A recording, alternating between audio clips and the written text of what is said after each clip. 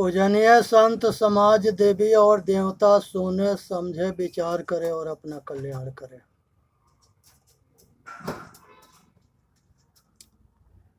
आज जो है विचार रखेंगे अंधविश्वास के ऊपर, क्योंकि मनुष्य जो है बहुत भटका हुआ है और हमेशा जो है धार्मिक गुरुओं के शिकार होता है। इसलिए सभी देवी देवता से अनुरोध है कि अपने आप के यह मान लो, समझ लो कि मनुष्य जो है देवी देवता है। जिंदा के पूजा करो, मुर्दा के छोड़ दो। मुर्दा के पूजा करने से मनुष्य के नरक होता है और जिंदा के पूजा करने से स्वर्ग होता है। एक तपस्वी होता है जो तपस्या करता है और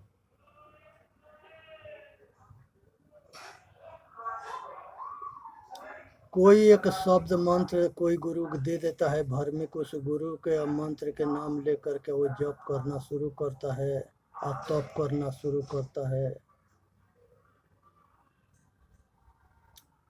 और लास्ट में पूछा जाता है कि तुमको क्या मिला, तो कहता है कि कुछ भी न मिला, हमारा समय फालतू चला गया। इसका नाम हठ योग है। किसी काम को करने के पहले उसके परिणाम को जानो कि जिस काम के करते हैं उसके परिणाम क्या होगा। उसके बाद एक जलेश्री होता है, ये जो है ठंडी जल में खड़ा होकर तप करता है। जहाँ तपेश्वरी जो है बारिश में, धूप में, ठंडी में हठ जो कर रहा था एकांत में बैठ के जंगल झाड़ में, उसी तरह से जलेश्री भी जो है ये जल में तप करता है और इसके सारे समय बीत जाता है। तो इसे पूछा जाता कि तुमको क्या मिला, तो ये भी कहता है कि हमारा समय फालतू में सब चला गया, कुछ भी न मिला। एक बाबा ऐसे होते हैं जो आकाश में उड़ते हैं। एक बाबा थे, उसके चेला गांव में कह दिए कि हमारा बाबा रात में उड़ता है, हमारा गुरुजी। गांव के लोग उसके आश्रम पर पहुंच गए। रात में बाबा उठा तो देखते हैं सब कि अब बाबा उड़ेगा। तो बाबा को ये जो है मालूम हुआ कि अगल बगल कोई है आश्रम के। पूछा कि भाई आप सब कौन हो? वो सब कह दे कि हम गांव के, आपके सब जो है गांव वाले हैं। कहे कि तुम लोग यहाँ क्या करते हो? कहे कि आपके शिष्य ने कहा था कि हमारा गुरुजी रात में उड़ते हैं, वही हम देखने के लिए आए थे कि रात में गुरुजी उड़ेंगे तो हम लोग देखेंगे। गुरुजी कहे कि भाई हमारे पंख ना है, ना हमारे पास हेलीकॉप्टर, जहाज है या उड़न जो है खटोला है, ना पुष्पक विमान है, हम किस चीज़ से उड़ेंगे? हम उड़ते ना है, हमारे चेला हमको उड़ाते हैं। तो इस बात से सावधान हो जाना कि दुनिया के अंदर कोई जो है पंच भौतिक शरीर लेकर उड़ नहीं सकता है। एक छतरी होता है और एक गुब्बारा होता है, तो ऊंचाई पर से कूद के कुछ दूर उड़ता है, उसके सहारा कुछ दूर जाता है, लेकिन बिना जुक्ति जुगाड़ के कोई उड़ ना सके। उसी तरह से कांटेसरी होता है, ये जो है कांट पर लेट करके चिल्लाता है, काठ गड़ता है खूनम खून होता है, हाथ पैर पटकता है, कुछ भिखारी जान करके कुछ पैसा दे देते हैं, उसे अपना उसके जो है 2 पैसा के इनकम के जरिया हो जाता है। तो ये भी लोक दिखावा करता है, पाखंड करता है, इसे कुछ होने का ना है। एक अग्नेश्वरी होता है, चारों कोना पर धुइयां रमा देगा, बीच में रमा देगा, खोपड़ी पर भी एगो रख लेगा और लोक दिखावा करेगा कि हम बहुत बड़ा योगी हैं। ये भी पाखंड करने में कम न है। इससे पूछा गया कि तुमको क्या मिलेगा, कहता है कि कुछ भी न मिलता है।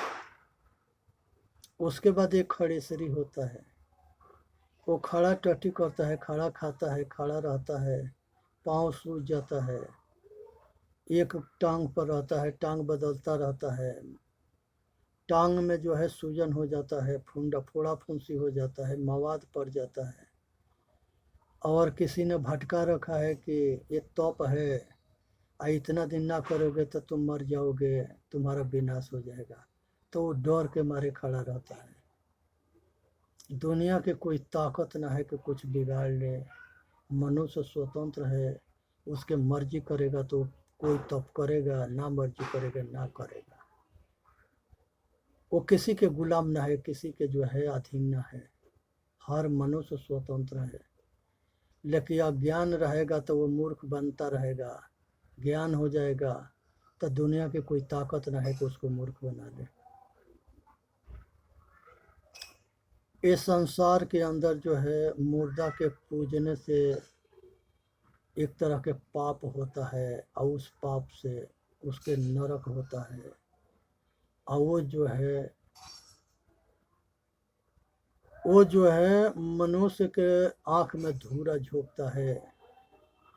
आदमी के बनाया हुआ कला आदमी के कल्याण नहीं कर सकता है। यही कारण है कि लाखों करोड़ों रुपये लगा करके पंडाल बनते हैं, दुर्गा जी के, हनुमान जी के, महावीरी आंकड़ा निकलते हैं, गणेश जी के,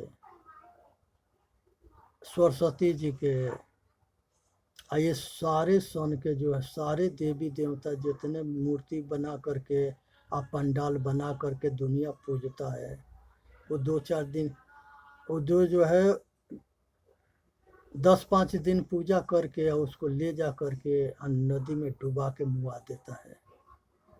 कहता है कि हम तुम्हारा जो है बहुत पूजा कर लिए, अब तुम्हें पानी के भीतर जा, तुम्हारा पूजा हो गया।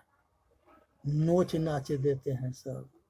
वो पेटारे के मिट्टी के जो है उसको जैसे मर्जी करे, कुछ भी करे, उसको क्या फर्क पड़ता है, जड़ है। लेकिन ये ड्रामा मनुष्य करता है, ड्रामा करने से कोई फायदा ना है। ये हमारी आँख में धूरा झोंकने वाला है, अज्ञानता के परिणाम है। इसलिए सबसे ऊपर उठनी है और अपना कल्याण करना है। आकाश में 9 ग्रह है।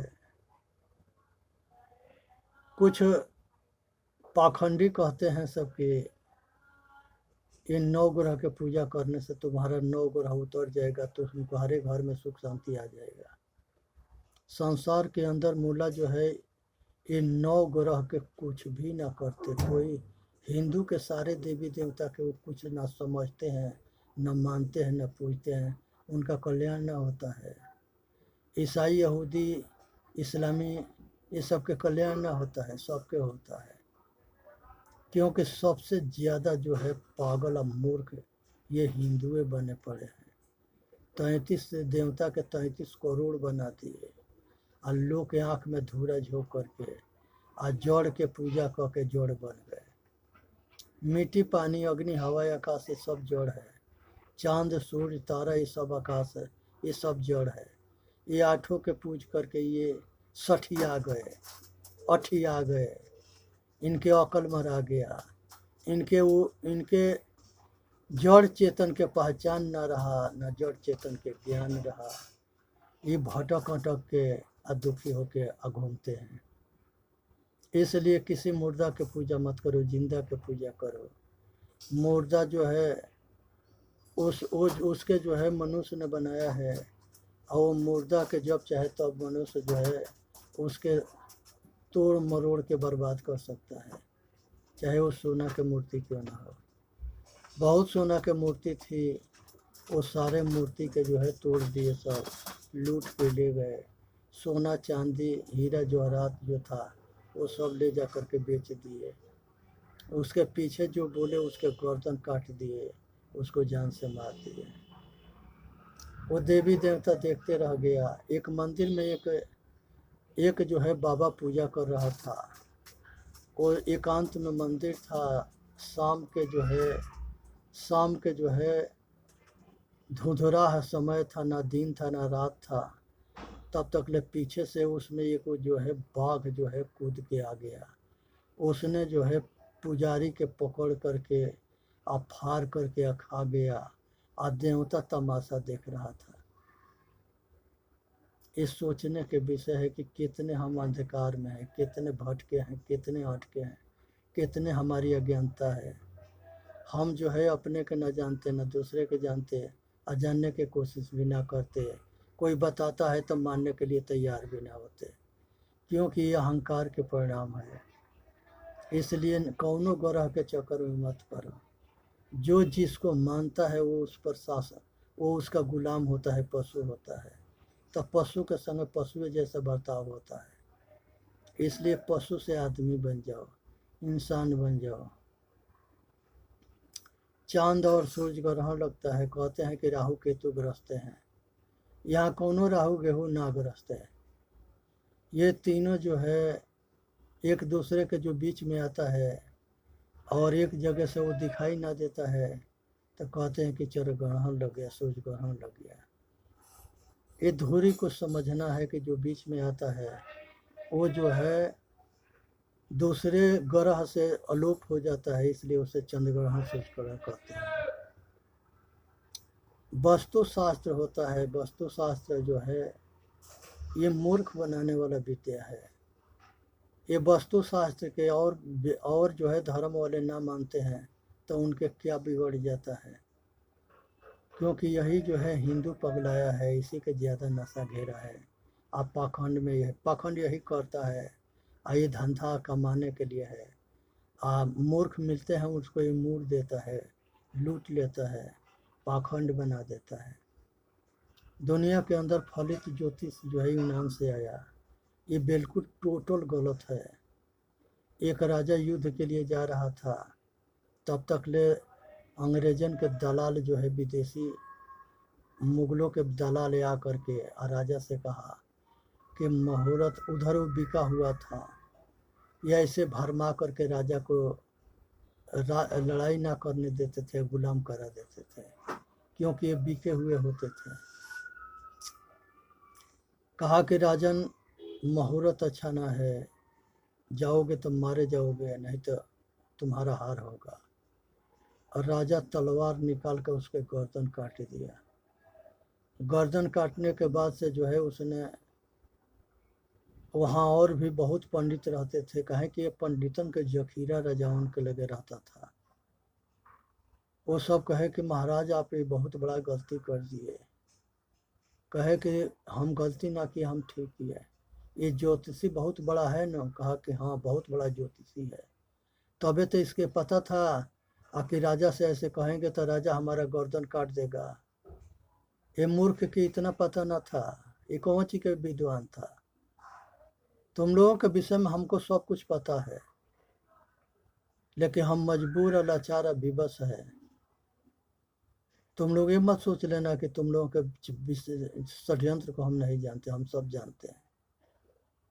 अगर ज़्यादा हरकत करोगे तो तुम लोगों के संग यही सलूक कर देंगे। वो सारे ठिकाने लग गए, सारे शांत हो गए। इसी तरह से जो है ये फलित ज्योति टोटल गलत है। गणित ज्योति कुछ सही है और कुछ गलत है। इसी से जो है सब कुछ गणित ज्योति से कुल बताते हैं, सब दिन दशा ग्रह नक्षत्र। इसलिए सबको जानना समझना है, विचार करना है, अपना कल्याण करना है। एक भविष्यवक्ता है, वो भविष्यवक्ता जो है एगो सेठ के घर पर जा रहा था, उसके दिन दशा देखने के लिए, बताने के लिए सेठ ने बुलाया था। वो साथ में अपने लड़का के लिया था, और वो लड़का के संजोग बस उसके गाड़ी में आके दूसरी गाड़ी टक्कर मरी, लड़का जो है दौरे पर मर गया। अब वो ज्योतिषी बैठ करके रो रहा था। तब तक ले सेठ के जो है, सेठ गाड़ी लेके आ गया पंडित के ले जाने के लिए, देखने के लिए। तो देखा है कि पंडित बैठ के रो रहा है। सेठ कहा कि ये बेवकूफ़ के तो अपना दिन दशा का पता ना है, हमारा दिन दशा का देखेगा। ये तो खुद बैठ के रो रहा है, इसको ये पता ना था कि हम जाएंगे तो हमारा एक्सीडेंट होगा, हमारा लड़का मरेगा, हम भोकार पार के रोएंगे और वहाँ सेठ आ जाएगा। ये हम लोग अनादिकाल से मूर्ख बनाते आए हैं, इसलिए इनके मूर्ख बनाने से मूर्ख ना बननी है। क्योंकि ये जो है बात बना करके खाते हैं, दुनिया काम करके खाती है। तो ये जैसे बोते हैं वैसे काटते भी हैं, इसलिए ये भाव ये सब के चक्कर में ना पड़नी है। राजा, बनारस के राजा के 9 लाख हार खो गया था। उसके बाद से जो है मंत्री के कहने पर राजा ने जो है बनारस के जितने ज्योतिषी थी सबको बुला लिया। बुला लेने के बाद से जो है ज्योतिषी ने, राजा तो जानता था सब, कुल्हनी के जो है सिपाही लगा दिया। कहा कि सबको एक एक करके बंद करते जाना और सबके जो है ठीक से तोड़ाई कर देना, बजा देना उनकी बाजा ढंग से। सारे पंडित पीटे गए, सब बंद हो गए। उसके बाद सारे जो है, बड़ी अहंकार था इसको अपने विद्या पर कि हम ज्योतिषी हैं। सब इकट्ठा होकर राजा के दरबार में पहुंचे, कहे कि राजन हमारे संग अन्याय हुआ। क्यों हुआ?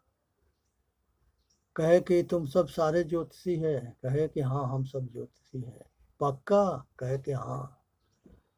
कहे कि तुम सब ज्योतिषी हो तो तुम लोग को पता था कि राजा के घर पर जाएंगे तो पीटे जाएंगे।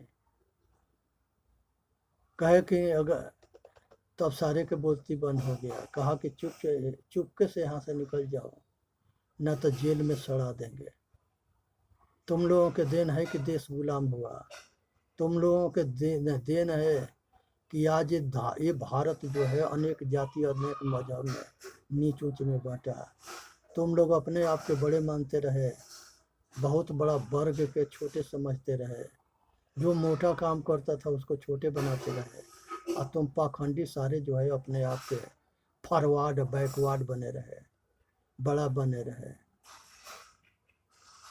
बनने से बड़ा ना होते हैं, कर्म से बड़ा होते हैं। इस तरह से जो है राजा जो है सबको पीट पाट के भगा दिया। इसलिए ये जो है बाहर मनुष्य के बनाया हुआ जितने मंदिर है वो नकली मंदिर है। प्रकृति के बनाया हुआ जो है शरीर जो है जिसमें चेतन और दिल दोनों रहता है, ये सांचों के मंदिर है। चेतन आत्मा ही जो है ये सच्चा देवी देवता है, और शरीर जो है ये मंदिर है। मनुष्य के बनाया हुआ जो मंदिर है वो मनुष्य का कल्याण नहीं कर सकता। इसलिए मनुष्य को ये बात को समझना चाहिए, जानना चाहिए और अपना कल्याण करना चाहिए।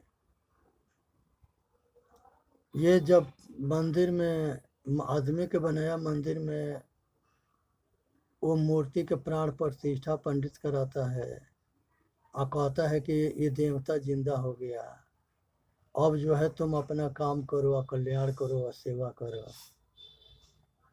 ये सब में जो है पंडितन के उसके वो सब के अपना धंधा है, रोजगार है, कमाने के जरिया है। इसी में दुनिया को लूटते रहे, मूर्ख बनाते रहे, फायदा उठाते रहे और सबको शैतान बनाते रहे। असली देवता जो है ये शरीर है, नकली देवता मंदिर है, असली देवता जो है चेतन आत्मा है, और असली जो है देवता वो मुर्दा है। मुर्दा में मुर्दा न बोल सके, न सुन सके, न जान सके, इसलिए वो पाखंड में ना पड़नी है, वो बहुत बड़ा धंधा है। उसके बाद से जो है जिंदा पूजा मुर्दा पूजा को जानो। मुर्दा पूजा से मनुष्य के अहित होता है, जिंदा पूजा से कल्याण होता है, इसलिए जिंदा पूजा करके अपना कल्याण करना है। ये संसार के अंदर में जो है भूत पूजा भूतवे के पूजले भूतवे होई, जो भूत की पूजा करता है वो भूत हो जाता है। इसलिए जो है भूत भरम के पूजा ना करनी है, असली देवी देवता को जाननी है। माता पिता असत गुरु असंत ये सब असली गुरु है, इनको जान करके अपना कल्याण करे, इसे मानव जाति के हित है। संसार के अंदर जो है कोई आदमी मर जाता है तो ये सब पिंड दान कराते हैं, कजिया कहते हैं, श्राद्ध करते हैं, और ये जा करके लूटते हैं सब। तो ये सब के चक्कर में ना पड़नी है, ना लुटानी है, ये पाखंड में ना पड़नी है। मनुष्य जो है अपने भाग्य के विधाता स्वयं है, ये चाहे तो अपना किस्मत अपने कर्म रूपी कलम से लिख सकता है और अपने भाग्य को ही बना सकता है, इसलिए सब पाखंड में ना पड़नी है। और मरा हुआ आदमी के नाम पर कुछ दान पुण्य ना करना है। जब बाप महतारी जिंदा था तो ये कुछ ऐसे होशियार हुए कि अपने बाप महतारी के अनाथालय में डाल दिए। एक जो है परिवार था किसान, वो किसान मर गया, बूढ़ी माँ जो है विधवा हो गई, उसके एक लड़का था एक लड़की थी। लड़की जब अपने ससुराल गई तो उसने जो है सास ना थी, खाली ससुर था, तो वो ससुर के जो है अपने आदमी के कान भरते भरते अनाथालय में भेज दी। जो बेटी थी तो वो बेटी भी जो है उसका जो है माता थी, वो माता के भी अनाथालय में भेज दिया। जो इधर बेटी भी अपने ससुर को अनाथालय में भेज दी, और उधर जो है उसके भाई के घरवाले उसकी माँ को अनाथालय में भेज दिया। और जिस अनाथालय में ससुर गया था उसी अनाथालय में वो लड़की की माँ भी गई। ये लड़का के जन्मदिन था तो वो जो है किसी तरह से बुढ़ा के बुला करके आए, अपना नाम के उजागर करना था। नाती के कहने पर जो है बाबा वो आ गया एक दिन के लिए। बिहान भैले ये जो है अपना बुढ़ा के छोड़ने के लिए गाड़ी तैयार करके ले जा करके छोड़ने वाली थी, तो वहाँ देखती है कि उस अनाथालय में उसकी माँ भी जो है घूम रही है। कहे कि माँ तू यहाँ क्या करती है? कहे कि तुम्हारे शादी के बाद इधर तू आ गई, उधर तेरी भाभी आई तो हमको भी अनाथालय में कह दी। कहे कि हमारे पास अपार दौलत है, तू जो है क्यों अनाथालय में रहेगी? तुम हमारे साथ रहती तो हमसे कही क्यों नहीं?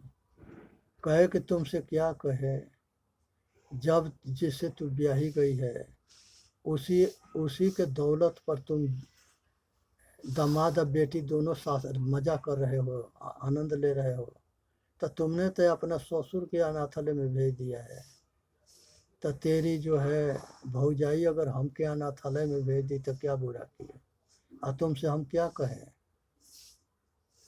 अब जो है वो लड़का के और वो बहू के बड़ी पछताप हुआ, और फिर वो बूढ़ा बूढ़ी के अपने घर लिए, और वो अनाथालय जो है भूल गए। इसलिए जब से होश होके तब से समझो, विचार करो, अपना कल्याण करो, इसी में मानव जाति के हित है। यहाँ पर जो है मरे हुए के नाम पर दान पुण्य करनी है। संसार में मंत्र के कोई ताकत ना है कि किसी के कल्याण कर दे। मंत्र जो है गुरु मंत्र को जाप करते हैं मन को एकाग्र करने के लिए। एकाग्र मन के होने पर उस मन के कोई प्रयोजन नहीं है। फिर उसके बाद से जो है एक तंत्र होता है, एक यंत्र होता है। ये दोनों कमर में बाजू में बांधते हैं और उसमें मुल्ला पंडित बनाते हैं। ये बंदर के नचाने वाले, भालू बनाने वाला, ये भी वो तंत्र मंत्र बेचते हैं। तो ये जो है कला सीखता है तो ये नट जो है रोड पर तमाशा दिखाता है। और यही कला के वो बाबा सब समझते हैं, तो वो जो है अपने आश्रम में कला कौशल दिखाते हैं। लेकिन दोनों के उद्देश्य होता है 2 पैसा के इनकम। इस चीज़ को समझना है। तो इसलिए जो है तंत्र मंत्र अजंतर के चक्कर में नहीं भटकनी है, नहीं अटकनी है, नहीं भुलानी है, और अपना कल्याण करना है। इसके बाद से जो है भूत होता है, प्रेत होता है। पंच महाभूत जो है वो भूत है। और पंच अब जो है मिट्टी पानी अग्नि हवा आकाश से पांचों के जो है महातत्व कहा गया है। उसके बाद से जो है 9 ग्रह होते हैं। तो ये 9 ग्रह में मनुष्य भटकता अटकता है और अपना कल्याण ना करके अपना पतन करता है। इसलिए ये सब चक्कर में ना पड़नी है और ये सबसे ऊपर उठ के अपना कल्याण करना है। अब इसके बाद से जो है भूत और प्रेत होते हैं। तो ये भूत प्रेत जो है एक पंच महाभूत के पृथ्वी जल अग्नि वायु आकाश के भूत कहते हैं, पंच महाभूत। एक 3 काल होता है, उसको भी भूत कहते हैं। भूतकाल, वर्तमान काल और भविष्य काल, ये तीनों के भी भूतकाल कहते हैं। लेकिन यहाँ के जो भूत है वो मनुष्य के भरम रूपी भूत है। क्योंकि उधर जो है राजा के, इसलिए जो है ये भूत के विषय में जाननी है, भूत भावर में ना पड़नी है। एक भंवर जो है जल के होता है जो नीचे डुबा देता है, एक जल हवा के होता है जो ऊपर उड़ा देता है। तो ये भंवर जाल, अभूत जाल और सबसे बचनी है। इसी में मानव जाति के हित है। चेतन जीव दुख मुक्त चैनल पर आके अपना कल्याण करे। बोलिए सतगुरुदेव की जय। साहेब बंदगी, साहेब बंदगी, साहेब बंदगी। पाखंड के बढ़ावा ना दे और अपना कल्याण करें।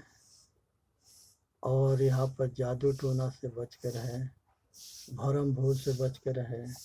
इसी में मानव जाति के हित है। इसलिए सुननी है, समझनी है, विचार करनी है और अपना कल्याण करना है। बोलिए सतगुरुदेव की जय। साहेब बंदगी, साहेब बंदगी, साहेब बंदगी।